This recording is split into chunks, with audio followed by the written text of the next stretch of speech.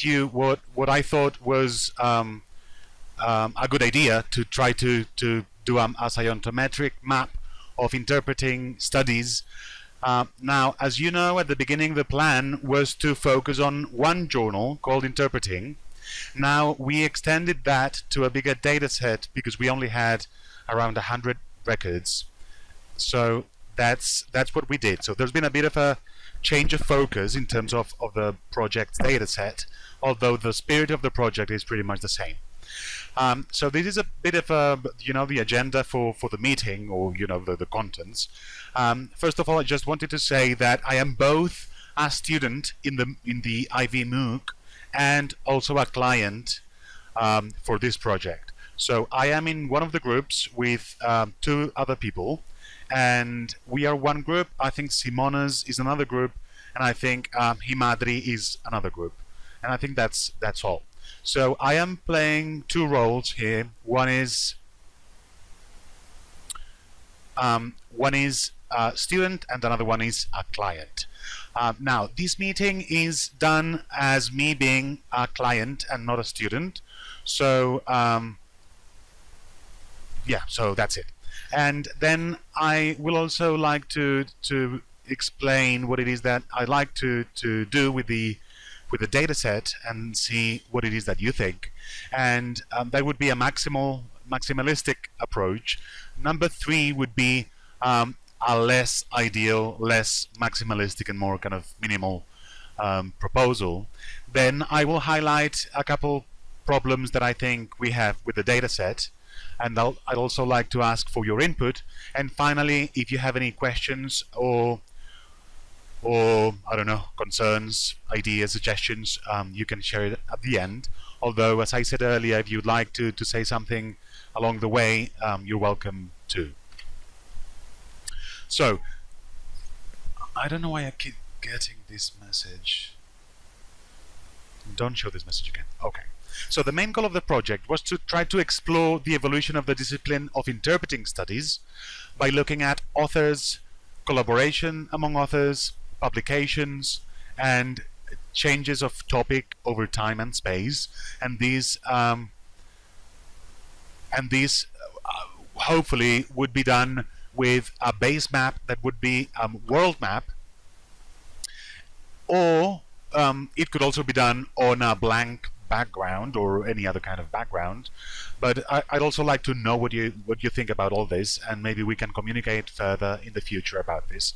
But my main idea at the beginning was to be able to put on a map the main authors in the field, and also how they collaborate, and then also the changes of topic, maybe also overlaid on the geospatial map with changes over time. So ideally there would be some kind of interaction between the user, who would be able to use a time toggle to move the time up or down and see how that changes the visual. And I would also like to use filters, for example, in terms of countries or journals or maybe topics, and maybe visualization tabs as well, and possibly a search box so people could look for specific authors or specific topics or journals and so on. So this is, as I said, a maximalistic approach, and I'm not sure if this is even possible. But I think in the Atlas of Science, I can't remember right now the name of that book, but in one of the books that Katya shared with us, there are some ideas that I wanted to share with you. Are you guys following so far? Am I more or less clear?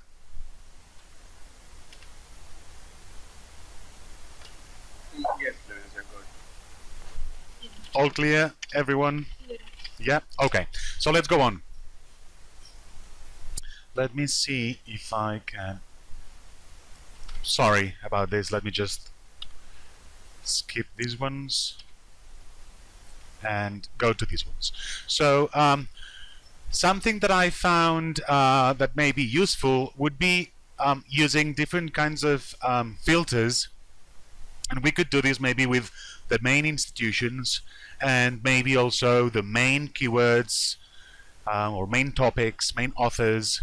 Also, we could filter by collaboration weights, like show me only the collaboration, authors who have collaborated more than 5 times, or stuff like that. So maybe also by countries or institutions and so on. These would be, sorry, let me just go back one slide. Sorry. These ideally could be a drop-down menu, so this could be minimized, and we could have institutions, keywords, authors, and countries or territories, and maybe once we clicked on this with a plus sign here, that would make this drop down, and we could highlight the filters that we'd like to see. This is just an example, but I think this would add a bit of a more deeper insight into the visualization. Now, another thing that I saw that I found could be useful would be visualization tabs. So I said earlier that I wanted to overlay everything on a map. Now, I'm not sure how this could be done when we're talking about keywords that, when there has been some kind of collaboration between authors in different territories. So I'm not sure that could be done efficiently. So maybe if that wasn't an easy way, we could do some kind of visualization tabs where we could have map, maybe timeline, maybe burst, or maybe keywords, or maybe, I don't know, different type of tabs where we could have different information all, overlaid. Not overlaid, like in different tabs.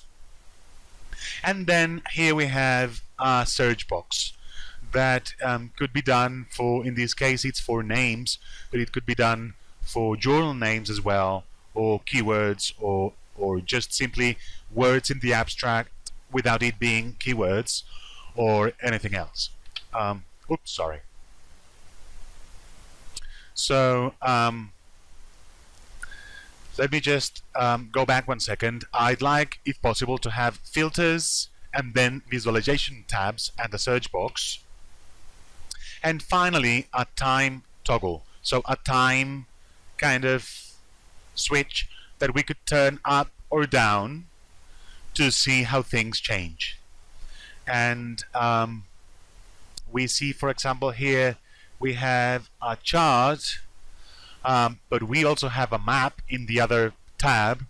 And here we have the time toggle. And here we have filters, in this case, by country, and I think here as well by population size.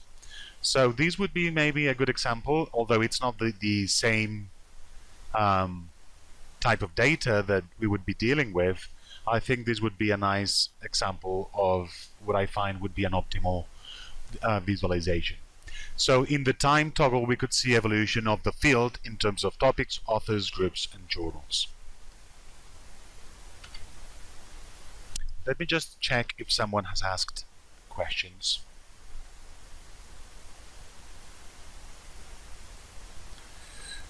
What's going on here? Continue recording. Do we have geolocation information in the Scopus data? Yeah, that's a biggie. Let me just, Chandan was asking if there's geolocation information in the Scopus data. No, there is not, and that's actually my next. I'm not sure why it goes. I'm sorry for having to go back to the beginning. Give me just 2 seconds. So no, we do not have geospatial information, and that's something I wanted to discuss with you. Now, if you don't mind, let me finish this, and this is, I think, the third to last slide. So give me just 1 second, and then we'll address the geolocation issue. One thing that I was thinking about, and I'm not sure we could do this, but we could maybe overlay the keywords and the geospatial information So we could make some kind of um, a science map, and there would be some kind of a geospatial component to it, together with networks and topics and so on. So we would use two or three different types of visualizations, one on top of another. And now, the less ideal but equally cool way of doing this would be to do different kinds of mini visualizations that would really kind of cover the different chapters that we've seen in the course. I think these would be less interesting and less integrative, but more doable. So this should be, in my opinion, a step in the right direction. But at some point, it would be cool if we could bring it all together, or as much as possible together. And this has all of these pictures have been taken from Atlas 2, and you've got the page numbers here. In this case, we've got topical, first of terms. So topical and temporal, of course, geospatial, topical again, and network. Now, I have encountered problems with the dataset, as you already know. First, I wanted to use the data from just one journal, but that wasn't enough. And in that original dataset, there was affiliation information. So one step of the process would have been to include like to search the geocodes for the universities in question and then add them to the database. And I was looking online, and I think Google Maps, the API for Google Maps would allow multiple searches. So we could search like a string of universities, and we would get geocodes for each of those. Now, the problem is that in this new dataset, we do not have affiliation. So, this is, as you have seen, a fundamental component of the planned visualization. So, I did want to make it, as much as possible at least, geospatial, because I think it's kind of very real and less abstract. But I'm not sure how to approach this.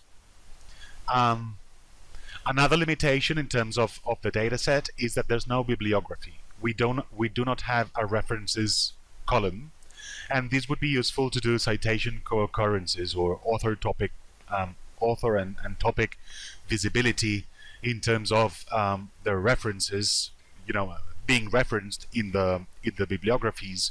So although this is less critical, I think it would be a nice addition. So, what can we do? I don't know. I think we could maybe try to expand the dataset or to change the dataset. And I did talk to Michael Ginda, whichever way it's pronounced, about this. And he told me that all the groups should work on the same dataset. So if all of us decide to expand the dataset, for example, by looking at Scopus or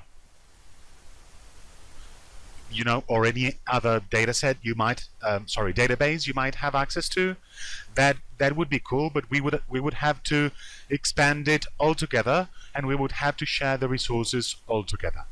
So Michael gave me the okay for this, and he told me that actually other groups have been doing this. So I am flexible to expanding or changing the dataset, because this project is more about interpreting studies as a field rather than the specific dataset that I may be able to compile.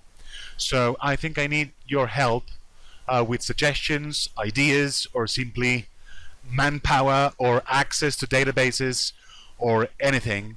But at this time, I'd like to ask you to open your microphones, and if you want, we can talk about all this together.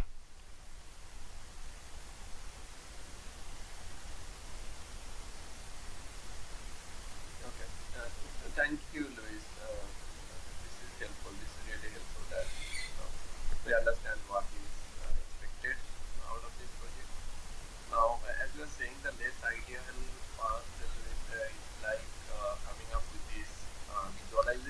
Yeah. this part. Now, and the first part is more of a like, putting all these visualizations in a story in a web application. Yes. So, and obviously, like, probably the first attempt that we can make is to come up with this visualization Hmm. because, coming up with web applications and all these things, that is going to take obviously some time and manpower Hmm. to implement those as well. Yeah. Um, Coming back to the data set part, Luis, we can all search for what kind of data that we can actually gather or find. Hmm. Right now, honestly, I do not know of a data set or something where I can go and search for similar data. Hmm. But we can definitely try to contribute for sure. Are you? Let me check your name because I was it Chandan This is Himadri. Himadri. Are you? Do you? Are you kind of affiliated to a university? Yes, I'm with Indian University. Okay. So maybe in your library you have access to databases that have, for example, I do not have access to Scopus. The database that I have is um, I had access to two, so one macro database called ProQuest, which is really a search engine, and I used two main databases. I think this was explained in one of the emails that I sent through Canvas. It's called ProQuest. So I used the search engine ProQuest and the two databases LLBA and MLA. Now, apparently, Scopus has more articles. It seems that sometimes the quality is lower than, for example, Web of Science, but the sheer quantity of papers is greater in Scopus. So if any of you has access to Scopus and would be willing to try to search for the topic interpreting studies, that could be something that could allow us to expand the data set quite easily. But it would be nice as well to check whether the Excel, like the spreadsheet that you get, would have affiliation and references or bibliography, and that would allow us to expand both in terms of quantity and quality of the data set. Does any of you have access to Scopus? No, I don't have. Even I don't have. This is PRD. This is small and Can you say that again, please? I couldn't understand you, Piali. Louis, I said I don't have access to Scopus. Oh, okay. And is any of you affiliated with Indiana University? Can you explain what does affiliated means? So that you either work or study at a university. Well, I believe all of us are studying. But we are not full-time students, or actually kind of resident students, so we don't. I'm not a resident as well. You are? No, I'm not a resident, no. And are you taking any full-time or part-time course of study? Well, I am involved in master's degree at Indiana University. Oh, then you are affiliated to it. So that's what I'm asking. What does it mean to be affiliated? So I'm not... To be a student, because for example, what I am, some participants in this meeting are only affiliated to IU through this course, the Ivy MOOC course, and it might be the case that you are not taking this as an Ivy MOOC course, but just as a regular MA course or MSc course. So you have access to more resources at IU than we do. So it's possible, Simona, that you have access to Scopus through your IU library. So if you go to the library website, and then if you go to databases and search Scopus, you might have access to it. Okay. I will try. So if you So could, basically, all we need just to look for the topic, which is like interpreting topics. yes, something- interpreting studies would be a good keyword. But if you do have access to Scopus, we can maybe communicate directly, and I can send you a list of keywords that could work. Okay, check. Sure.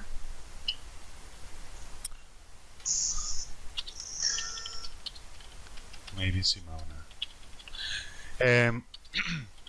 Okay, so do you guys have any questions or ideas or proposals that you'd like to share with me?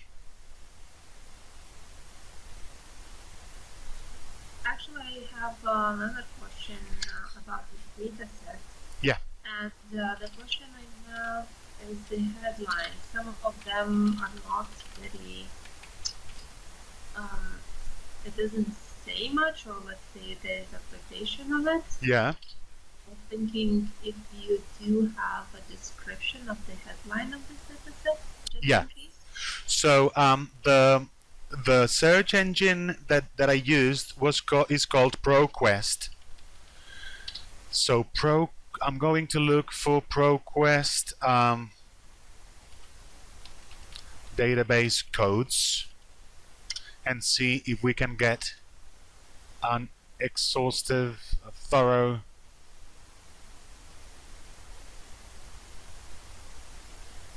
list of codes. Not this one.